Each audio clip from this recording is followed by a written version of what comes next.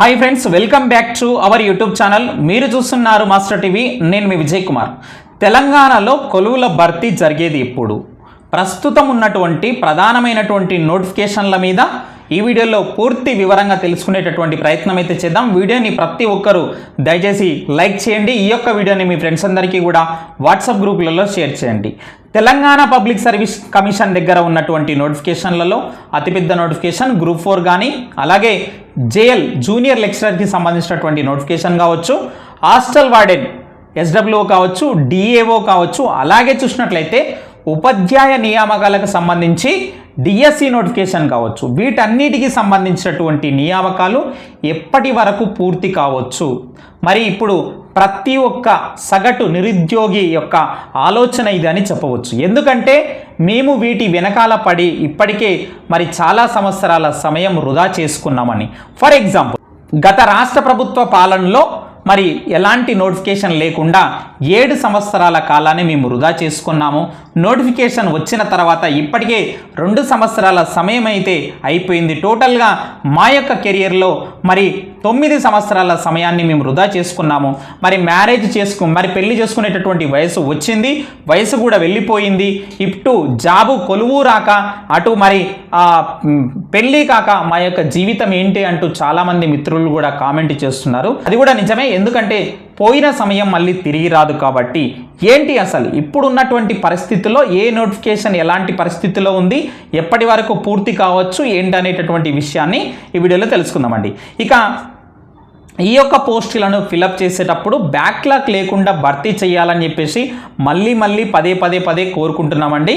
ఎందుకంటే పై స్థాయి ఉద్యోగాలను భర్తీ చేసి దాని తర్వాత కింది స్థాయి ఉద్యోగాలను భర్తీ చేయడం వల్ల రిలిక్విష్మెంట్ ఆప్షన్ ఇవ్వడం వల్ల మరి అందరికీ ఉద్యోగాలు దక్కేటటువంటి అవకాశం అయితే ఉంటుంది. ఎలాంటి బ్యాక్లాగ్ లేకుండా ఉన్నటువంటి పోస్టులను మరి ఫిలప్ చేసేటటువంటి అవకాశం ఉంది. కాబట్టి ఫస్ట్ జేఎల్ ఫిలప్ చేసిన తర్వాతనే డిఎస్సి నియామకాలు చేపడితే బాగుంటుందని చెప్పేసి నా ఉద్దేశం. అలాగే డిఎస్సి అయిపోయిన తర్వాతనే హాస్టల్ వార్డెన్ అయిపోయిన తర్వాత గ్రూప్ 4 డిఏఓ ఈ విధంగా మరి చేపట్టినట్లయితే ఖచ్చితంగా కాస్త ఆలస్యం కావచ్చేమో కానీ బార్డర్ మార్కుల దగ్గర ఉన్నటువంటి వాళ్ళకి, డౌన్ మెరిట్లో ఉన్నటువంటి వాళ్ళకి ఖచ్చితంగా ఉద్యోగాలు దక్కేటటువంటి అవకాశం అయితే ఉన్నది. ఈ యొక్క అంశాన్ని మరి ఇటు విద్యార్థి సంఘాలు కానీ, ప్రభుత్వ పెద్దలు కానీ మరి ప్రభుత్వం దృష్టికి తీసుకువెళ్ళి దీనిపైన మరి అందరికీ మరి న్యాయపరంగా ఉన్నటువంటి మరి అంశాన్ని మరి తీసుకురావాలని చెప్పేసి నేనైతే కోరుతున్నాను. అలాగే చూసినట్లయితే ఏంటి సార్ మరి ప్రస్తుతం ఉన్నటువంటి నోటిఫికేషన్ల మీద అప్డేట్ ఏముంది ఒకసారి చూద్దాం. ప్రధానంగా ఇప్పుడు హాస్టల్ వార్డెన్కి సంబంధించి చాలామంది మిత్రులు అయితే ఎదురు చూస్తున్నారు ఫైనల్ కీ ఎప్పుడు వస్తుందని చెప్పేసి. ఇప్పటికీ కూడా ఫైనల్ కీ మీద ఇంకా కూడా వాళ్ళైతే వర్క్ అయితే చేస్తున్నారు. ఈ వారంలో వచ్చేటటువంటి అవకాశం అయితే ఉంది అన్నట్లుగా చెప్తున్నారు. నేను ఈరోజు కనుక్కోవడం జరిగింది. హాస్టల్ వార్డెన్కి సంబంధించి, డిఏఓకి సంబంధించి, గ్రూప్ 4కి సంబంధించి, జేఎల్కి సంబంధించి మరి అప్డేట్ అంతా కూడా నేను ఈరోజు కనుక్కొని మీకు చెప్తున్నాను. అయితే గత వారం కూడా అదే చెప్పారు, ఈ వారం కూడా మళ్ళీ అదే చెప్తున్నారు కదా సార్ హాస్టల్ వార్డెన్కి సంబంధించి అంటే కనుక ఇక్కడ మీకు ఎంత లేట్ అయితే అంత బాగుంటుందని గమనించగలరు. మీది చాలా చిన్న నోటిఫికేషను, ఉన్నటువంటి పోస్టులు మాత్రం 581 మాత్రమే. ఇక్కడ మరి జోన్లలో కూడా కాంపిటీషన్ ఎక్కువగా ఉంది కాబట్టి, ఇంకొకటి నార్మలైజేషన్ అనేది ఇందులో ఉంది కాబట్టి మరి ఎన్ని మార్కులు కలుస్తాయి ఎన్ని మార్కులు తగ్గుతాయి కూడా మనకు తెలియదు. కాబట్టి కొంత ఆలస్యం అయితేనే బాగుంటుంది అని చెప్పేసి నా యొక్క ఉద్దేశం. చూద్దాం, ఈ వారంలో మాత్రం మనకు ఫైనల్కి వచ్చేటటువంటి అవకాశం అయితే ఉన్నది. అలాగే గ్రూప్ 4కి సంబంధించి కూడా చాలా మంది మిత్రులు మరి అప్డేట్ ఇవ్వమని చెప్పేసి అడుగుతున్నారు. గ్రూప్ 4కి సంబంధించి చూడండి, ఇక్కడ మనకు మరి విజయవంతంగా సర్టిఫికేట్ వెరిఫికేషన్ కంప్లీట్ కావడం జరిగింది. అయితే ప్రస్తుతము 1:1 లిస్టు మీద వర్క్ అయితే ఆల్రెడీ నడుస్తుంది. కానీ ఈ యొక్క లీస్ట్ మనకు అక్టోబర్ మంత్ ఎండ్ వరకు రావచ్చు. కానీ ఇక్కడ అది మంత్ ఎండ్ నెక్స్ట్ వచ్చే నెల మంత్ ఎండ్ వరకు రావాలన్నా కానీ ఇక్కడ మనకు ప్రస్తుతము ఒక రిపోర్ట్ అయితే రావాల్సి ఉన్నది. ఇటు జేఎల్కి కానీ సంబంధించి కానీ గ్రూప్ 4కి సంబంధించి స్పోర్ట్స్ కేటగిరీ వాళ్ళు ఎవరైతే ఉంటారో వాళ్ళ యొక్క వెరిఫికేషన్ రిపోర్ట్ అనేది రావాలి. అదేంటి సార్, అందరికన్నా ముందు స్పోర్ట్స్ వెరిఫికేషన్ వాళ్ళకే కదా చేసేది, స్పోర్ట్స్ కేటగిరీ వాళ్ళకే కదా వెరిఫికేషన్ చేసేది అంటే కనుక వీళ్లకు సంబంధించినటువంటి సర్టిఫికేట్స్ ఏవైతే ఉంటాయో స్టేట్ లెవెల్ కావచ్చు, నేషనల్ కావచ్చు, ఇంటర్నేషనల్ కావచ్చు. ఈ యొక్క సర్టిఫికెట్స్కి సంబంధించినటువంటి ఆ యొక్క సర్టిఫికెట్స్ స్పోర్ట్స్ అథారిటీ డిపార్ట్మెంట్కి పంపిస్తారనమాట. అవి నిజమైనవా కాదా అని వెరిఫికేషన్ చేసి వీళ్ళకి రిపోర్టు ఇవ్వాల్సి ఉంటుంది తెలంగాణ పబ్లిక్ సర్వీస్ కమిషన్కి.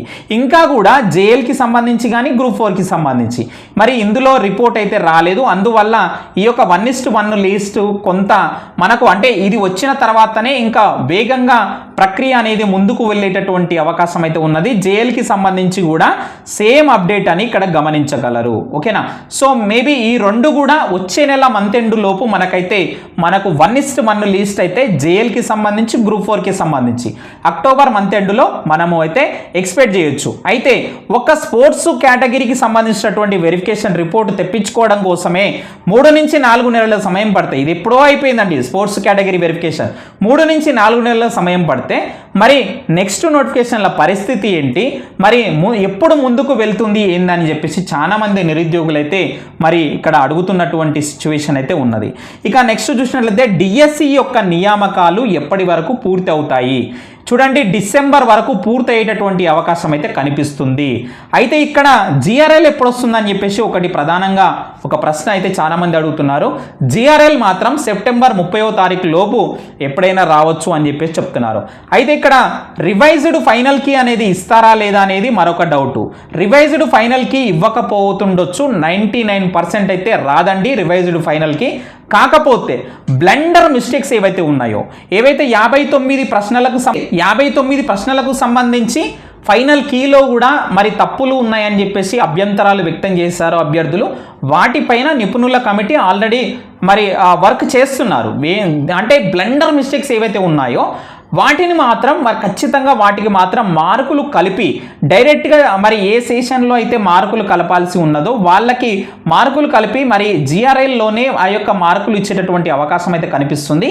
మళ్ళీ స్పెషల్గా రివైజ్డ్ ఫైనల్ కీ అయితే విడుదల చేసేటటువంటి అవకాశం అయితే ఇక్కడ కనిపించట్లేదు.